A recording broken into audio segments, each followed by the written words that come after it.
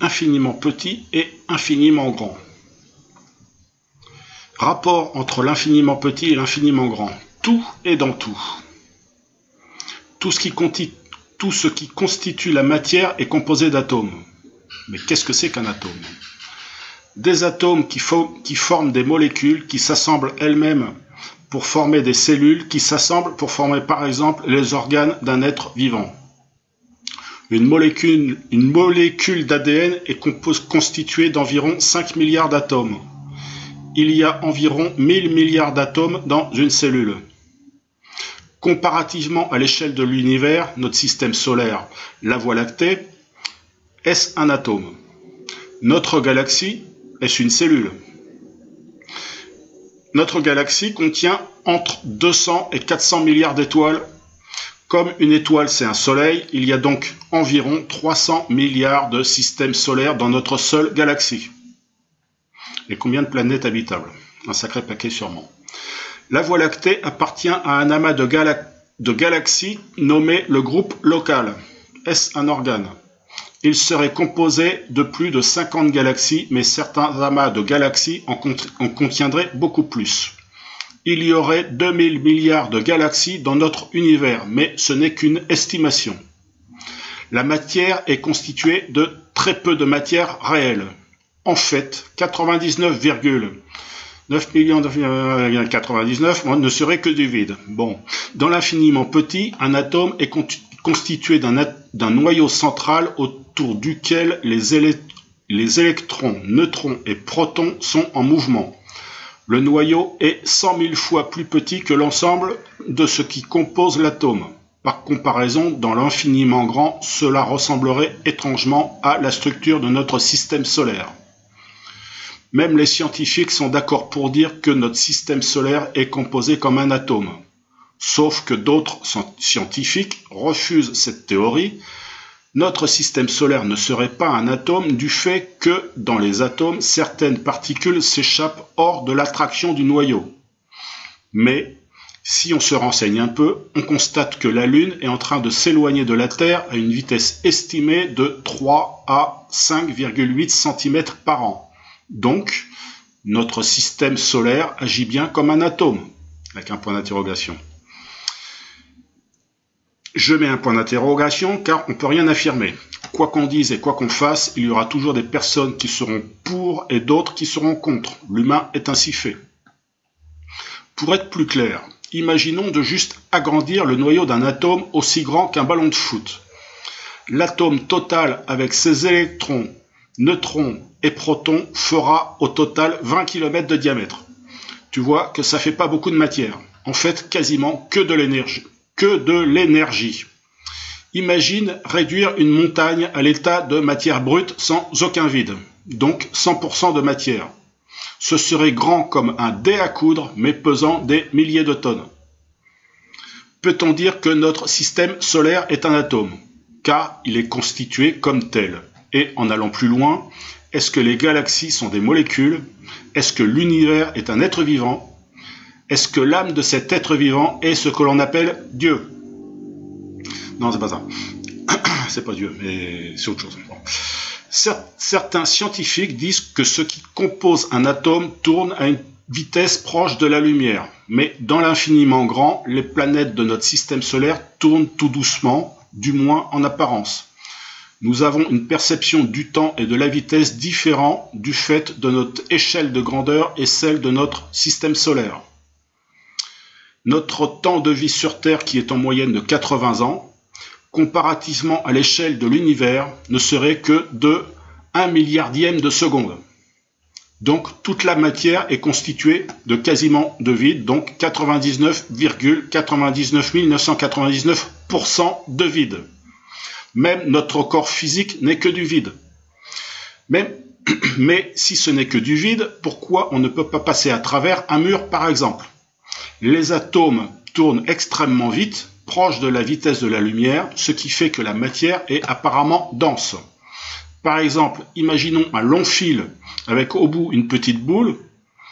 Si on fait tourner le fil très vite, on ne voit qu'un cercle qui est presque palpable. Mais le vide n'existe pas. Ce que l'on appelle vide, c'est de l'énergie. Quand on dit que tout est énergie, ce n'est pas pour rien. Et c'est réellement le cas. L'énergie est le constituant principal de la matière. Sans énergie, les atomes de matière ne peuvent pas s'assembler. Donc, pas de molécules et pas de matière du tout. On peut même aller plus loin, au-delà de notre univers. Qu'y a-t-il? Du vide? Non, il n'y a pas de vide. Tu n'as pas suivi le raisonnement. Il y a de l'énergie et d'autres univers. En fait, une infinité d'autres univers. L'univers est en constante expansion, ce qui me laisse penser que si l'univers est en constante expansion, c'est qu'il est peut-être un être vivant au stade embryonnaire. Pourquoi pas? Tout est dans tout, à un point difficilement imaginable. On peut malgré tout imaginer que dans chaque être vivant sur Terre, dans l'infiniment petit, donc éventuellement dans les plantes, dans les animaux et dans les humains, il y a des galaxies avec des systèmes solaires, des planètes habitées avec des populations. Pourquoi pas? Et si notre univers ne serait qu'un corps vivant, imaginez le nombre total d'univers possibles.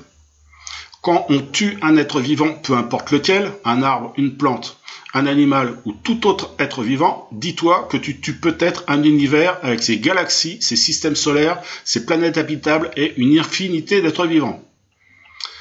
Un peu de mécanique quantique. Il est reconnu maintenant que le corps physique génère un petit niveau d'électricité. Mais de quoi s'agit-il? En fait, l'électricité, c'est 1,4 volts. Si tu comprends que les atomes sont quasiment 100% composés d'énergie, le corps physique devrait être surchargé d'énergie. En fait, non. Car l'énergie qui compose les atomes est pour le fonctionnement de l'atome. Nous avons juste une énergie résiduelle qui est mesurable dans notre corps physique. Et cette énergie mesurable est 1,4 volts. Pour comprendre l'infiniment grand, regarde ce qui se passe dans l'infiniment petit et inversement. Pour comprendre l'infiniment petit, regarde comment fonctionne l'infiniment grand, car tout est relié. Notre réalité fonctionne de la même manière, de quelque nature que ce soit. Donc, en partant de ce principe que tout est basé sur le même fonctionnement, on a très vite fait d'en faire des déductions. Je vais rester simple dans ce qui suit pour que ce soit à peu près compréhensible. Grâce aux observations astrophysiques, les chercheurs observent l'énergie du vide en cosmologie à travers l'expansion accélérée de l'univers, mais sans savoir d'où vient cette énergie. Les scientifiques ont calculé la valeur de l'énergie du vide. D'après la constante cosmologique, elle vaut environ 10 puissance 13 joules par centimètre cube. Et par le calcul de la mécanique quantique, 10 puissance 107 joules par centimètre cube, soit une valeur monstrueusement impossible. Ils ont estimé qu'il devait s'agir d'une erreur. Ils sont tombés sur un mystère, sur une telle différence de résultats. Ça leur pose un problème crucial en physique fondamentale de trouver un premier résultat si petit par rapport au résultat monstrueux. Ça peut paraître prétentieux, mais j'ai peut-être la solution avec une approche énergétique. En fait, c'est simple, il y a deux valeurs pour une même chose. Ils ont peut-être calculé l'énergie que génère l'atome dans l'infiniment grand. Donc, selon ma théorie, notre système solaire est un atome, d'où un résultat monstrueux et d'autre part l'énergie résiduelle qui est très peu par rapport. Infiniment petit et infiniment grand sont gérés de la même façon. Donc une énergie est calculable en théorie et une autre, l'énergie résiduelle, est mesurable, soit deux résultats pour une même chose. Dans les années 90, la NASA a tenté de capter l'énergie résiduelle de l'atome, notre système solaire, en allongeant un fin fil métallique long de plusieurs kilomètres à partir de la navette spatiale. Ont-ils réussi? L'histoire ne le dit pas. Mais une chose est sûre, la NASA cherche à capter l'énergie du vide. Donc, ils sont au courant. Voilà. Et personne ne le sait. Il serait théoriquement possible de capter l'énergie du vide pour notre propre usage. Il n'y a pas de meilleure énergie renouvelable vu la quantité. Sauf que ce n'est pas à la portée du premier venu. Il faut inventer un système pour la capter et aller la chercher. S'ils mettent au point un moteur capable de capter et d'utiliser cette énergie, il serait possible de voyager dans l'univers de manière infinie. Je continue un peu dans la physique avec une vision du futur. Par exemple, un atome de bois et un atome d'aluminium sont complètement différents dans leurs composants et leur structure. Normal, tu me diras. Mais quand tu sais que les atomes sont différents de quelque matière que ce soit, tu comprends quoi? Personnellement, je comprends qu'on peut changer la nature d'un atome en ajoutant un ou plusieurs éléments pour fabriquer les matériaux du futur. Je le vois déjà. Est-ce déjà en cours d'invention? Une sorte de carton, souple, isolant et aussi résistant que l'acier, plus léger que l'air et pourquoi pas transparent. Ou un matériau pour véhicule qui, sous un choc, une déchirure, se répare tout seul grâce à sa mémoire de forme. Le jour où les scientifiques arriveront à modifier les atomes dans leur composition et structure, ils pourront fabriquer des matériaux tout à fait surprenants. Mais attention à ne pas dévier pour en faire des armes ou toute autre manière démoniaque. Toujours aller vers le bien de tous SVP. Donc je rajoute un truc à ce texte, c'est que moi, ce qu'il faut comprendre dans tout ça, c'est que la matière n'existe pas. C'est que de l'énergie. Donc, ton corps physique, c'est que de l'énergie. Donc, il faut faire, pour moi, je ne peux pas te dire ce que tu dois faire, pour moi, il est nécessaire d'augmenter son énergie.